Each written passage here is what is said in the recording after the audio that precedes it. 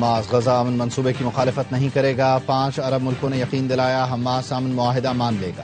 نائب وزیر اعظم اسحاق ڈار کی پریس کانفرنس، کہا ایک ملک سے حماس کے مذاکرات چل رہے تھے، حماس کئی باتوں پر آمادہ ہو گیا تھا، 8 ملکوں میں شامل اس ملک نے یقین دلایا ہے کہ حماس معاہدہ خراب نہیں کرے گا۔ فلسطینی اتھارٹی نے بھی امن معاہدے کا خیر مقدم کیا ہے۔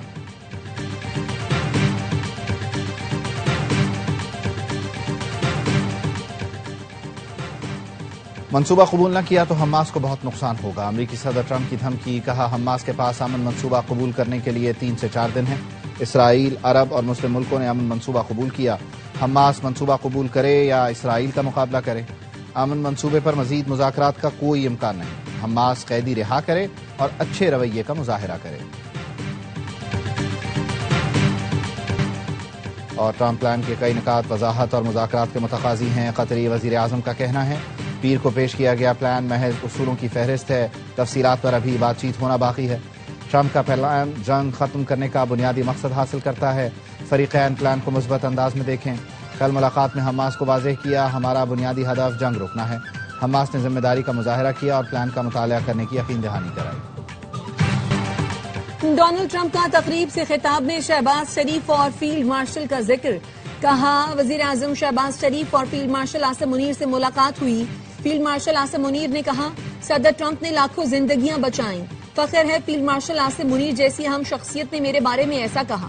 وزیر اعظم شہباز شریف نے اپنے ٹویٹ میں امریکی صدر کے امن منصوبے کا خیر مقدم کیا، کہا 2 ریاستی حل کا نفاذ ہی دیر پا امن کی ضمانت ہے، منصوبے کا مقصد غزہ میں جنگ کا خاتمہ یقینی بنانا ہے، امید ہے ٹرمپ معاہدے کو پایہ تکمیل تک پہنچانے کے لیے فعال کردار ادا کریں گے۔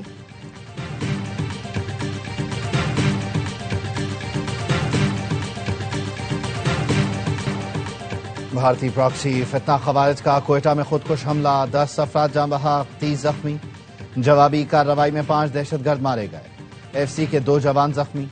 سیکیورٹی ذرائع کے مطابق دھماکے کے بعد 5 خوارج نے ایف سی ہیڈ کوارٹرز میں گھسنے کی کوشش کی، فورسز نے کوشش ناکام بناتے ہوئے خوارج کو باہر ہی جہنم واصل کر دیا۔ دہشت گردوں نے ایف سی کی وردی پہن رکھی تھی۔ صدر آصف علی زرداری اور وزیر اعظم کی جانب سے خودکش حملے کی مذمت، صدر مملکت نے کہا بھارت نواز شرپسند عناصر کے عزائم کو ناکام بناتے رہیں گے۔ وزیر اعظم نے کہا ملکی سالمیت کو نقصان پہنچانے کی کوشش کرنے والوں کو عبرتناک سزائیں دیں گے۔ وفاقی وزیر داخلہ محسن نقوی اور وزیر اعلیٰ بلوچستان کی بھی مذمت، امریکہ نے کوئٹہ میں خودکش حملے کو افسوسناک قرار دیا۔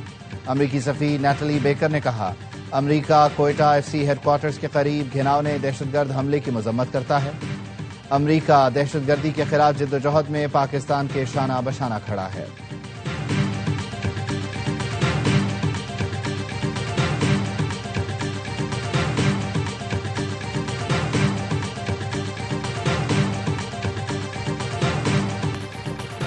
خزدار کے علاقے زہری میں فتنۃ الہندوستان کے خلاف فورسز کا خفیہ اطلاع پر آپریشن، 7 دہشت گرد ہلاک، 10 کے زخمی ہونے کی اطلاع۔ سیکیورٹی ذرائع کے مطابق زہری کے پہاڑوں میں فتنۃ الہندوستان کی موجودگی اور نقل و حرکت کی اطلاع تھی۔ بڑھتی دہشت گردی کے پیش نظر فورسز نے آپریشن کا آغاز کر دیا۔ ہلاک دہشت گردوں سے آئی ای ڈیز، ٹرانسمیٹرز، امریکی ساختہ خودکار ہتھیار برآمد ہوئے۔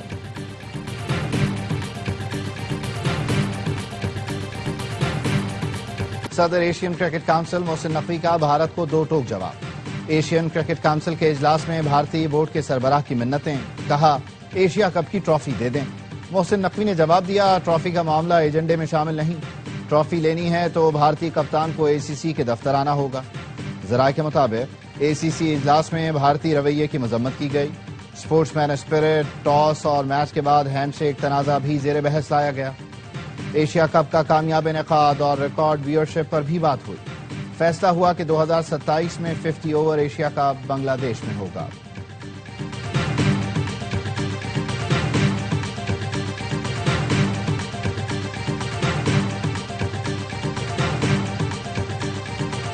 مریم نواز کی تنقید پر پیپلز پارٹی کے ارکان قومی اسمبلی سے واک آؤٹ کر گئے۔ نوید قمر نے کہا وزیر اعلیٰ کہتی ہیں ہمارا پانی، ہمارا پیسہ، ہماری مرضی، اس کا کیا مطلب ہے؟ ان حالات میں حکومتی بینچ پر بیٹھنا مشکل ہو رہا ہے، اسی طرح حالات رہے تو آپ جیسے چاہیں حکومت چلائیں، ہمیں وزارتیں، کرسیاں کچھ نہیں چاہیے۔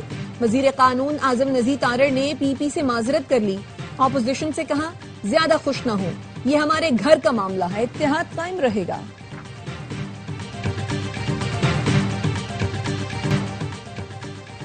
واقعی ابھی تک آپ کے میچور لیڈر نے آپ کو پنجاب پر سیاست سے روکا ہوا ہے۔ پنجاب کے سیلاب پر سیاست کرنے کا مشورہ آپ کو مودی نے دیا تھا۔ وزیر اطلاعات پنجاب عظما بخاری کا پیپلز پارٹی کے رہنماؤں کے بیانات پر رد عمل، کہا پنجاب کے وسائل، خزانہ اور پانی پر پہلے صوبے کا حق ہے، پھر کسی اور کا۔ لسانیت اور صوبائیت کو ہوا آپ دے رہے ہیں، وہ بھی با جماعت۔ مریم اورنگزیب نے کہا پی پی ترجمان گندم اور سیلاب پر سیاست کریں گی تو جواب بھی ملے گا۔ بلا جواز تنقید کی تو جواب سننے کا حوصلہ بھی رکھیں۔ ایک دوسرے پر تنقید پاکستان کے مفاد میں نہیں، پیپلز پارٹی کو سمجھنا ہوگا۔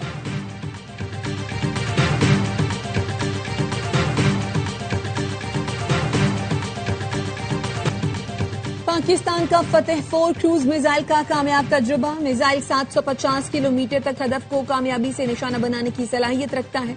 میزائل جدید ایوینکس اور نیویگیشن سسٹم سے لیس اور دشمن کے دفاعی نظام سے بچ نکلنے کی صلاحیت رکھتا ہے۔ صدر، وزیر اعظم اور وفاقی وزیر داخلہ کی مسلح افواج کو مبارکباد، سائنسدانوں کی محنت کو سراہا۔ شدید گرمی کے بعد کراچی کے مختلف علاقوں میں بادل برس پڑے۔ شاہراہ فیصل، ایم اے جناح روڈ، گلشن اقبال، حسن اسکوائر، جیل چورنگی، شاہراہ قائدین، صدر اور کشمیر روڈ پر بارش، سڑکوں پر پانی جمع ہو گیا۔ نارتھ ناظم آباد، سائٹ ایریا، بلدیہ ٹاؤن، شیر شاہ میں بھی بادل برسے۔ مختلف علاقوں میں ٹریفک جام، شاہراہ فیصل پر گاڑیوں کی قطاریں لگ گئیں۔ صدر، جمشید ٹاؤن، طارق روڈ، ماڑی پور روڈ پر بھی ٹریفک جام۔ حیدرآباد، سانگھر، ٹنڈو الہیار، مٹیاری، میرپور خاص سمیت سندھ کے دیگر اضلاع میں موسلادھار بارش سے گرمی کا زور ٹوٹ گیا۔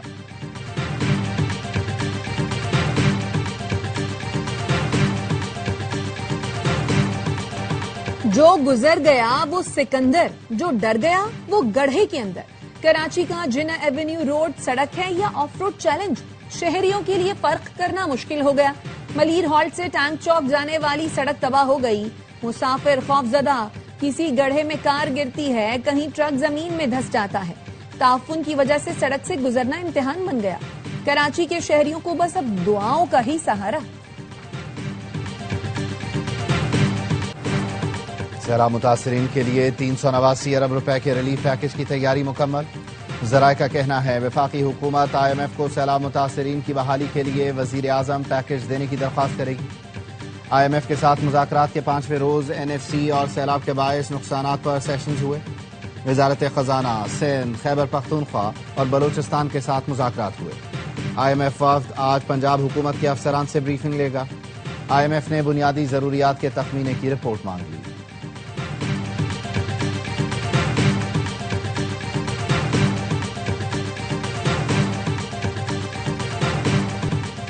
غزہ جنگ بندی میں پاکستان کے کردار پر فخر کرنا چاہیے۔ وزیر اعظم اور فیلڈ مارشل کی حکمت عملی نے پاکستان کو عزت بخشی۔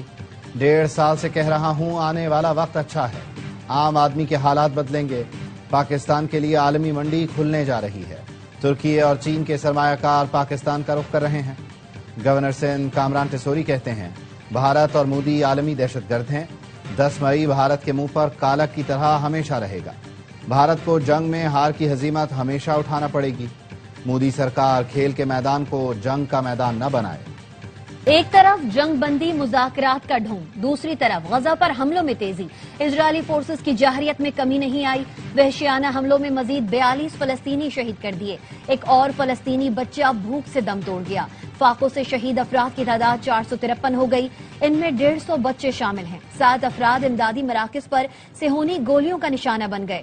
شہید فلسطینیوں کی مجموعی تعداد 66,097 ہو گئی، 1,68,000 سے زیادہ زخمی ہیں۔ غزہ کے لیے امداد لے جانے والا گلوبل سمود فلوٹیلا غزہ کے قریب خطرے کے علاقے میں داخل۔ فلوٹیلا بحیرہ روم میں غزہ سے تقریباً 200 ناٹیکل میل دور ہے۔ مغربی طاقتیں انسانیت کی مجرم ہیں، ایران کو جھکانے کا خواب خام خیالی ہے۔ ایرانی صدر مسعود پزشکیان کا کہنا ہے ایران پر پابندیوں کا مقصد تہران پر دباؤ ڈالنا ہے۔ ایران کو گھٹنے ٹیکتے دیکھنے کا خواب صرف خوش فہمی ہے جو کبھی حقیقت میں نہیں بدلے گا۔ امریکہ اور یورپی ملکوں نے سفارتی عمل کو ناقابل اعتبار بنا دیا۔ جون میں جب ایران پر حملہ کیا گیا اس وقت مذاکرات جاری تھے۔ کینیڈا نے بھارت کے بشنوئی گینگ کو دہشت گرد تنظیم قرار دے دیا.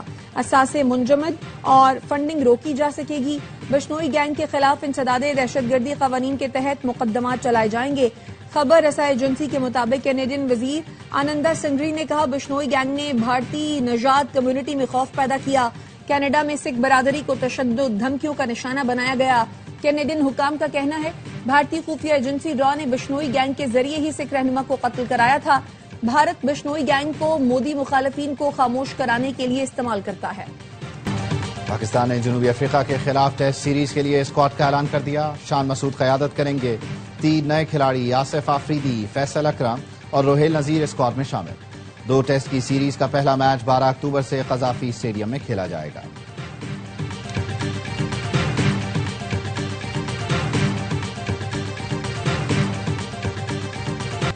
اور خواتین کرکٹ ورلڈ کپ کا میلہ سج گیا. افتتاحی میچ میں میزبان بھارت اور شری لنکا مد مقابل. گوہاٹی میں بھارت نے شری لنکا کو 270 رنز کا ہدف دے دیا. دیپتی شرما اور امنجوت کور کی نصف سنچریاں. رانا ویرا نے 4 وکٹیں حاصل کی. بارش سے متاثر میچ 47 اوور تک محدود کیا گیا. فاطمہ ثنا کی قیادت میں پاکستان اپنا پہلا میچ جمعرات کو بنگلہ دیش ویمنز کے خلاف کولمبو میں کھیلے گا.